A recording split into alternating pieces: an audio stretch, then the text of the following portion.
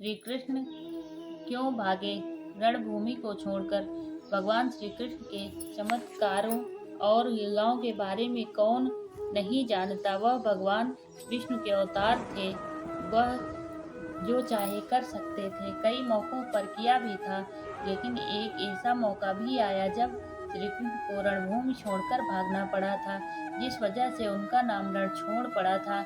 अब आप सोच रहे होंगे कि वो तो भगवान थे, फिर उन्हें किसी से भागने की क्या जरूरत थी।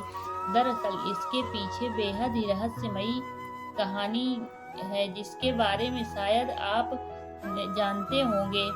यह कहानी कुछ इस तरह है कि एक बार मगध राज जरासंध ने भगवान श्री कृष्ण को युद्ध के लिए ललकारा था, लेकिन वह सिर्फ अकेले नहीं बल्कि उसने श्री कृष्ण के खिलाफ युद्ध के लिए यवन देश के राजा कालयवन को भी अपने साथ मिला लिया था। दरअसल कालयवन को भगवान शंकर से ये वरदान मिला था कि न तो कोई चंद्रवंशी और न ही कोई सूर्यवंशी उसको युद्ध में हरा सकता है।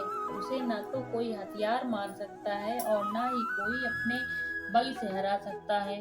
भगवान शंकर से मिले वरदान की वजह से कालयवन खुद को अमर और अजेय समझने लगा था। उससे लगने लगा था कि उसे कोई भी युद्ध में नहीं हरा सकता है और न ही मार सकता है। जरासंध के कहने पर कालयवन ने अपनी सेना के साथ मथुरा पर आक्रमण कर दिया।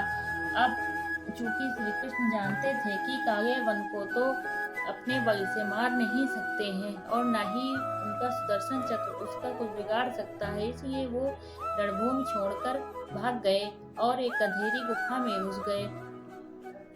श्री कृष्ण जिस गुफा में जाकर छुपे हुए थे, उसमें पहले से ही इक्ष्वाकु नरेश मांधाता के पुत्र और दक्षिण कोसल के राजा मुचकुंद गहरी नींद में सोए हुए थे। दरअसल उन्होंने असुरों से युद्ध कर देवताओं को जीत दिलाई थी।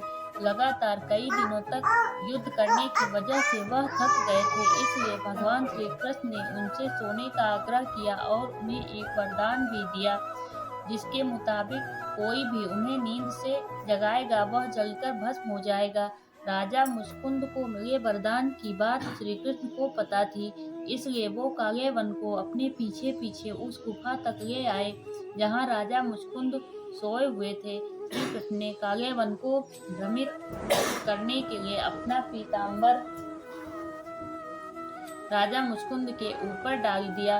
राजा मुचकुंद को देखकर कालयवन को लगा कि वह श्री कृष्ण ही है और उससे डरकर अंधेरी गुफा में छुप कर सो गए हैं, इसलिए उसने श्री कृष्ण समझकर राजा मुचकुंद को ही नींद से उठा दिया। अब राजा मुचकुंद जैसे ही नींद से उठे, कालयवन वहीं जलकर भस्म हो गया। असल में यह भगवान श्री कृष्ण की ही एक लीला थी।